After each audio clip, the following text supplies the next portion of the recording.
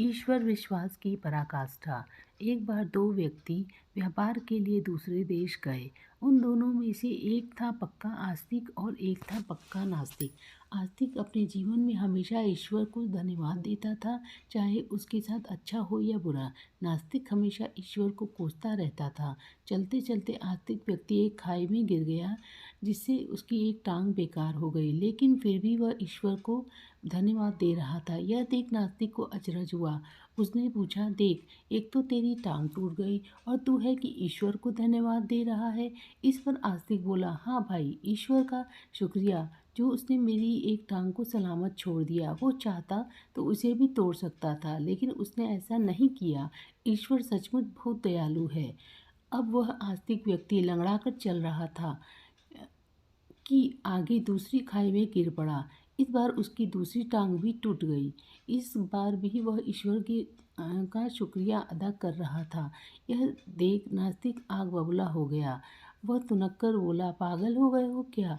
तुम्हारी दोनों टांगें टूट चुकी हैं और तुम हो कि ऐसे में निर्दय ईश्वर का शुक्रिया अदा कर रहे हो। इस पर आस्तिक व्यक्ति बोला, हाँ भाई, ईश्वर चाहता तो मेरे हाथ भी तोड़ सकता था, लेकिन उसने ऐसा नहीं किया। इसलिए ईश्वर बहुत दयालु है। वह बड़े प्रेम से मुझे पुराने पापों का दंड दे रहा है।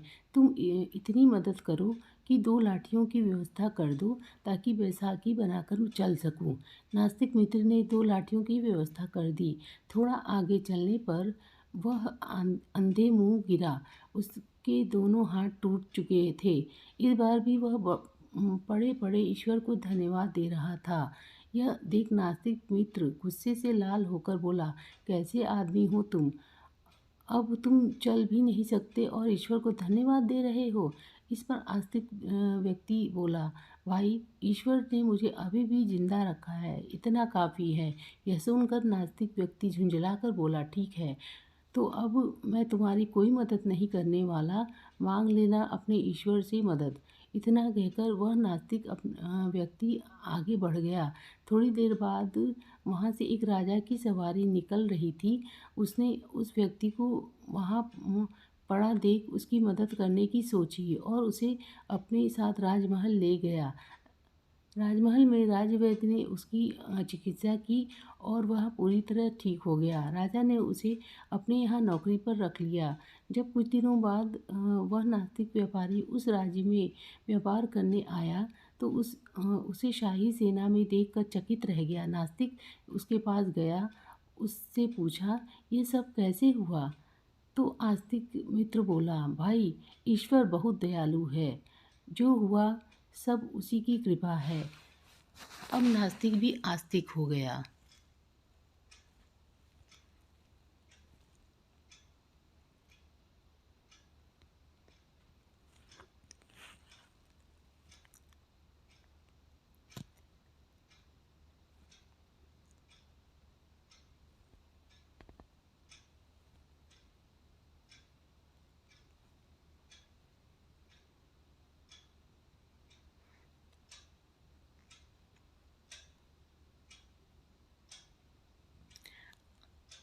आप सबका बहुत बहुत धन्यवाद मुझे सुनने और इस कहानी को पढ़ने के लिए।